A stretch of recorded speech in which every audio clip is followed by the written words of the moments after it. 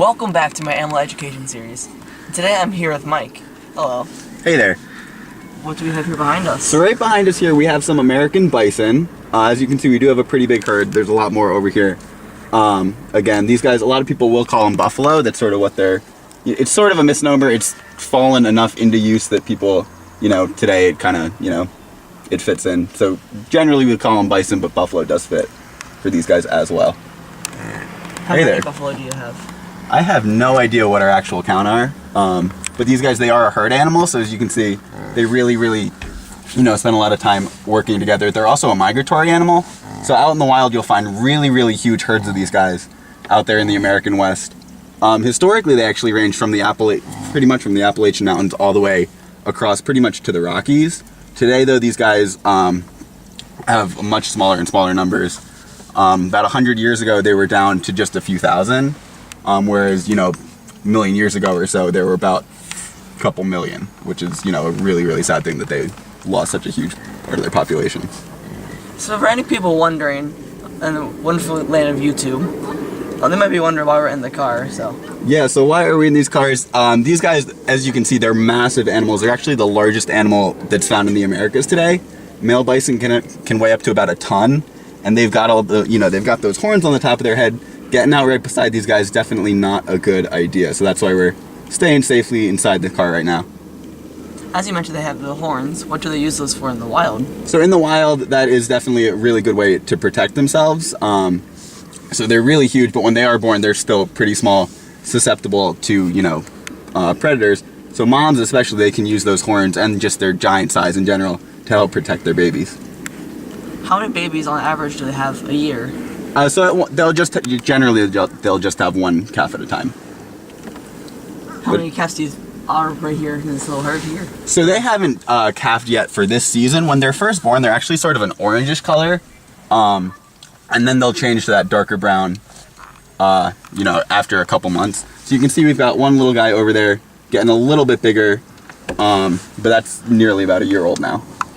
And with this one right here, with this bison right here, you can definitely see those horns. Yeah, those horns are not something you want to mess with. And then right in front of us, we've got one of our males. So you can see he's significantly larger than the females there, especially that head. They've got that really thick, blocky head.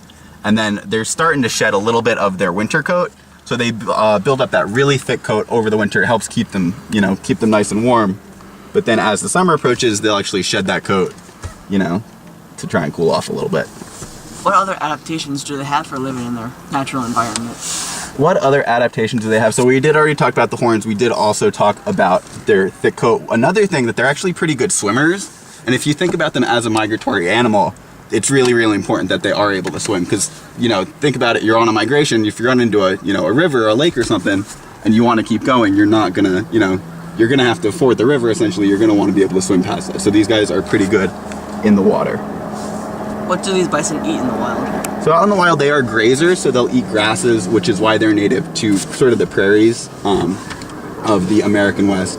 Not too much, not eating leaves or any of that stuff too much. What do you feed them here? So we feed them a mix of grain. As you can see, they're also eating some hay over there right now. And then they do a really good job of helping us keep the lawn trimmed over here. We don't have to really, bring out the lawnmower too much because we got these big guys. How big can these bison get? So these guys, males can get up to about 1 ton. As I mentioned earlier, they're the biggest animal that's found in the Americas today. Because of that, they don't really have too many predators. If they do have something preying on them, that generally is probably going to be something that's going to prey on the calves. And really the only thing you're going to have there are some wolves generally. These guys, there's a pretty interesting study kind of going on with wolves have recently been reintroduced into Yellowstone, which is where one of the largest wild populations of bison is today. And there's a really great dynamic between the wolves and the bison as a predator-prey dynamic going on. Well, thank you, Mike, for telling us all about these American bison. Oh, absolutely. These guys definitely one of my favorites. They're also really an important piece of American history. Because I was talking about how their population declined. Hundreds of years ago, Native Americans really valued these animals.